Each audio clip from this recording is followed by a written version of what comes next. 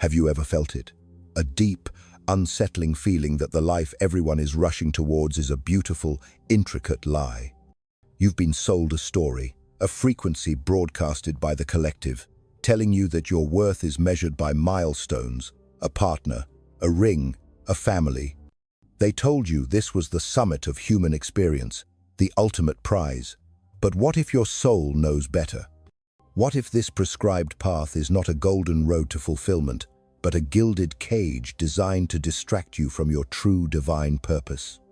If this message makes your spirit stir, if a quiet yes echoes in the depths of your being, know that you have found a sanctuary of truth. You are not alone in this feeling. Let the universe know you are awakening by sharing your resonance below. Your story matters. They have painted a masterpiece of illusion, a grand tapestry where marriage is presented as the final, triumphant brushstroke of a life well lived. Find someone, they whisper, settle down, start a family, and then, only then, have you truly made it. But your higher self, the eternal part of you that remembers its sacred contract, feels the profound dissonance in this narrative. It senses the trap. What if this headlong rush into a union, before you have even met the entirety of your own being, is not an act of love but an act of escape? What if it is the very thing that sets you on a path of spiritual struggle, a journey filled with the heavy vibration of resentment and the quiet heartbreak of a potential that was never fully realized? The truth, the one that whispers to you in the silent moments of the night, is that most unions do not crumble from a lack of love. They collapse under the weight of two incomplete souls, two fractured spirits trying to use each other as a shield against their own inner shadows. They seek refuge in another, hoping to hide from the unhealed parts of themselves, not realizing that a true sacred partnership can only be built upon two pillars of wholeness. This is a truth that the great spiritual cartographer Carl Jung charted over a century ago. He warned us, with the clarity of a seer, that you cannot construct a reality of divine love with another person until you have courageously journeyed into the wilderness of your own soul and faced what is broken within. You must descend into your own depths. If this statement stings, if it brings a jolt of uncomfortable recognition, then embrace that feeling. Good. That discomfort is the sound of an old illusion beginning to crack. It is the first tremor of a profound awakening. This pain might be the only force powerful enough to shake you from your slumber. Understand this. This journey you are on is not a mistake. It is a sacred process. And if you have the courage to walk this path of self-discovery to its end, I promise you, you will not only see the concept of partnership differently, but you will begin to live your entire life from a place of unshakable, sovereign power. Let's be brutally honest with ourselves. You've seen it all around you. Young souls, barely in their 20s, some even younger, leaping into the lifelong commitment of marriage. Why? Because the frequency of societal expectation is so loud, so pervasive, that it has drowned out the quiet, guiding voice of their own inner wisdom. They are told it is time, but are they truly ready? Look deeper. They are not ready financially, still struggling to find their footing in a demanding world.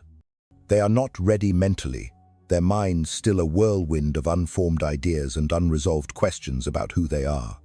And most importantly, they are not ready emotionally, still navigating the turbulent seas of their own inner landscapes.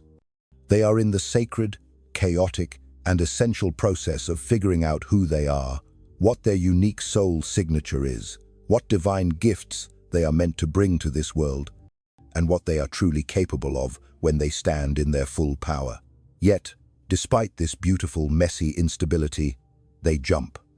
They leap into the arms of another, hoping to find the stability they have not yet cultivated within themselves. And then what happens? The initial glow fades, and the cracks begin to show. The union becomes a battlefield. The home becomes a cage. Divorce, fights, a life that feels like a prison sentence. This becomes the new reality. And the question echoes in the silence. Why? The answer is a universal spiritual law. A partnership does not heal a fractured self. It cannot. Instead, it acts as a divine magnifying glass. It takes every unresolved issue, every unhealed wound, every hidden fear, and amplifies it until it is too loud to ignore. The insecurities you tried to hide are now reflected back at you with blinding intensity. The anger you suppressed now erupts in arguments over meaningless things. The emptiness you hoped your partner would fill has now become a vast, echoing chasm between you. This is the magnifying glass effect. It is not a punishment, it is a divine mercy, forcing you to look at what you have refused to see. Carl Jung called this essential inner work individuation. Do not let the word intimidate you. It is simply the sacred process of becoming whole. It is the journey of knowing every single part of yourself, the light and the shadow, the divine and the raw, the beautiful and the ugly. It is about integrating all these aspects into a unified, powerful whole before you attempt to merge your life, your energy, your destiny with someone else's percent. Here is the hard truth that the world will not tell you. Marriage is not a reward for growing up. It is not a certificate of completion. It is a profound responsibility. It is a sacred crucible where two whole individuals come together to accelerate each other's growth, to challenge each other's limitations, and to create something together that neither could have created alone. It is a path for the spiritually mature, not a hiding place for those who are afraid to do their own work.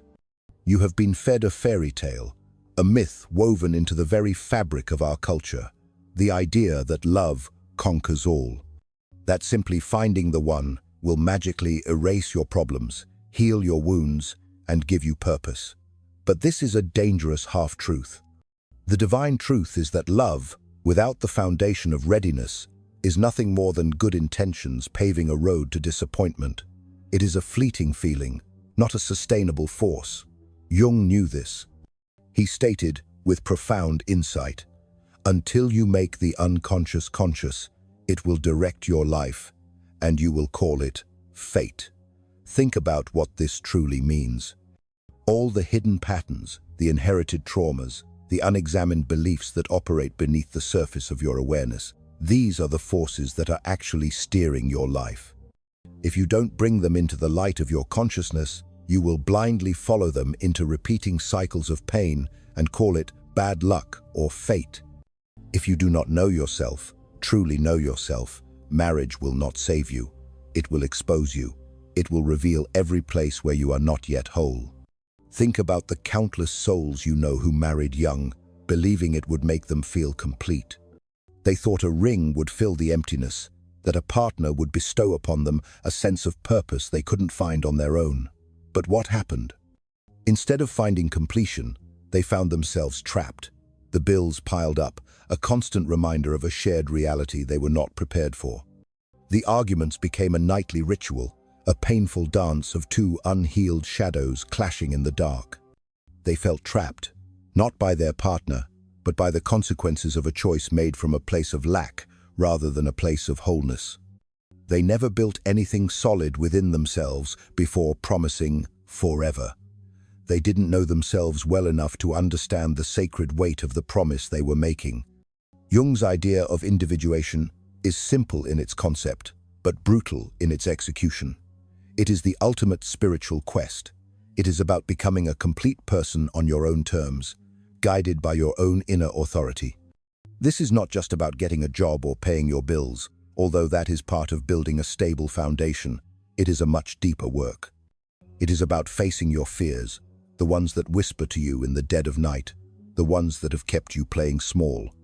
It is about facing your flaws, not with judgment, but with compassion, understanding that they are just parts of you that need light and healing. It is about facing your shadow, that collection of traits and impulses that you have deemed unacceptable and hidden away. The parts of you that you hide because they feel messy or scary, your rage, your envy, your deepest longings. This is the alchemical work of the soul. It is about truly knowing what drives you, what sets your soul on fire. It is about understanding what breaks you, what your deepest vulnerabilities are, so you can learn to protect and honor them. It is about discovering what makes you, your unique energetic signature, your divine blueprint. Because if you do not know these things, how can you possibly share your life in a conscious way with someone else? How can you promise forever when you don't even know the I who is making that promise? The world will relentlessly push you to rush. Society will be the siren's call, luring you onto the rocks of premature commitment. You're 25. Where's your wife? You're 30. Why aren't you settled? But you must understand this. Being alone is not a punishment. It is a sacred preparation. It is the time the universe has gifted you to build your temple, to forge your soul, to become the person you were always destined to be. This is where the fierce wisdom of Nietzsche comes in, echoing Jung's warning. He spoke of a love that transcends the simplistic, societal labels of good and evil. He was talking about a deeper love, a love for your own growth, a love for your own truth. If you marry because you are supposed to, because it's the good thing to do, you are not acting from a place of love. You are acting from a place of fear, the fear of being alone. The fear of looking like a failure in the eyes of others, the fear of not fitting in, and fear, as a foundation, can build nothing but a house of regret. Marriage as an escape is not love, it is dependency. And dependency, in the crucible of a long-term relationship, will always, inevitably, curdle into resentment. Every single one of us has a shadow. It is the part of our psyche that we keep in the dark. It is where we store our anger, our selfishness, our deepest doubts, and our insatiable hunger for more. And here is the catch. That shadow does not go away simply because you ignore it. If you ignore it, it festers. It gains power in the darkness. It shows up in fights with your partner, projecting your unhealed wounds onto them. It manifests as a simmering resentment that you can't explain, a life that feels like it's not truly yours. Jung gave us the key. One does not become enlightened by imagining figures of light, but by making the darkness conscious. Before you can truly unite with another in a healthy way, you must face that darkness within yourself. Not so you can act it out, but so you can understand it, integrate it, and control it. So you can choose when to fight and when to walk away, not from a place of reactive anger, but from a place of conscious wisdom. Here is an example. Picture a man we'll call Mike. Mike is 24, fresh out of college, working a low-paying job. He meets someone, he falls in love, and he thinks, this is it, this is my shot at happiness. Everyone around him is cheering, so he proposes, and they get married. But Mike is not ready. He has no savings, no real career path, and no solid grip on who he is as a man. A year later, they are fighting over money, over dreams they never talked about, over the crushing fact that Mike feels like he's lost himself. Mike didn't need a wife. He needed time to become Mike. He thought marriage would complete him, but remember the law. You cannot build something real and lasting with someone else until you have first built yourself. This is not just a message for men, but let's be honest about the unique frequency that society directs at them. You are told to be the provider, the protector, the rock, the one who has it all together. But how can you provide for someone else if you cannot yet provide for yourself? Financially, this means having a stable income, a plan, a safety net, not just scraping by. Mentally, it means knowing your limits, understanding your emotional triggers, and being clear on your core values. And emotionally, it means having faced your shadow, so you do not bring chaos into someone else's life. You are not meant to be a project for your partner to fix, nor are they meant to be one for you. You are meant to be two sovereign beings choosing to walk a path together. The French philosopher Jean-Paul Sartre declared that man is condemned to be free. This freedom is your divine birthright, but it is also a profound responsibility. You are free to choose your life, but with that freedom comes the accountability for the choices you make. If you choose to rush into marriage before you are ready, you are not truly choosing, you are reacting. You are reacting to pressure, to fear, to loneliness. But if you wait, if you do the sacred work of building yourself first, then you are choosing. You are choosing with clarity, with power, and with purpose. That is real freedom. Not the freedom to do whatever you want, but the freedom to know what you want and to pursue it with unapologetic integrity. Another philosopher, Simone de Beauvoir, famously said, "One is not born, but rather becomes a woman." The same spiritual truth applies to all roles we take on. You are not born a husband, you become one. And becoming a husband means so much more than saying, "I love you." It means showing up every single day with strength, with clarity, with purpose. It means being ready to build a life together, not just leaning on someone else to make you feel whole. Marriage is not about finding someone to complete you. It is about bringing your complete self to someone else. It is an offering, a gift of your own wholeness. So why do so many people rush in? The answer, in a single word, is fear. The fear of being alone, the fear of missing out, the fear of not being enough without a partner. But that fear is a lie, a phantom conjured by a society that profits from your insecurity. You are enough, right now. Not because you are perfect, but because you are alive, and because you possess the infinite power to grow, to build, and to become. Jung said, "The journey of individuation is about integrating every part of you, the light and the dark, the dreams and the doubts. Until you have done that, marriage is not a prize, it is a burden. It is a weight that will crush both you and the person you claim to love." So here is the checklist, not for marriage, but for life. This is the readiness checklist. Ask yourself, am I financially stable, not rich, but secure? Can I pay my bills and handle an emergency without panicking? Am I mentally strong? Do I know my triggers? Can I face conflict without breaking? Am I socially grounded? Am I surrounded by people who lift me up and challenge me to be better, or by people who just tell me what I want to hear? And am I emotionally prepared? Have I faced my shadow? Am I running from my anger, my ambition, my fears, or am I learning to harness them as fuel for my journey? If the answer to any of these is no, that's okay. It simply means you have work to do. And that work is not a punishment, it is a gift. It is the sacred path of self-creation. Here is the truth about marriage. It is not for everyone, and that is not a statement of failure. It is a recognition of diverse paths. It is not a one-size-fits-all answer to the question of a meaningful life. Some souls are destined to thrive in the sacred alchemy of a partnership. Others are here to find their purpose alone, to build their dreams and chase their truth as sovereign beings. And that is not failure, it is strength. Jung said, "The privilege of a lifetime is to become who you truly are. You do not need a ring to do that. You do not need another person to grant you that privilege. It is already yours." This is your wake-up call. The world will not wait. The pressure will not stop. But you can choose to move differently. You can choose to build yourself first, your career, your mind, your soul. And when you do, you will walk into any room, into any relationship, married or not, with a strength and a presence that no one can ignore. That is what Jung meant by individuation. That is what Nietzsche meant by rising above.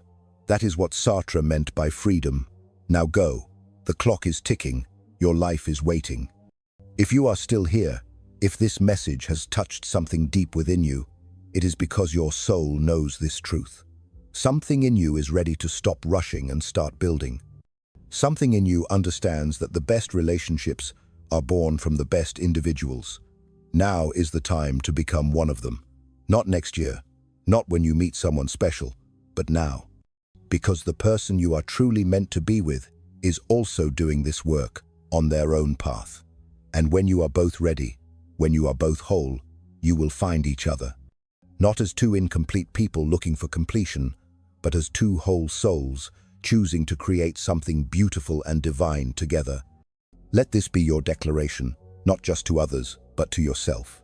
I choose growth over settling, for in that choice lies the key to everything. You choose conscious love over desperate love, partnership over dependency.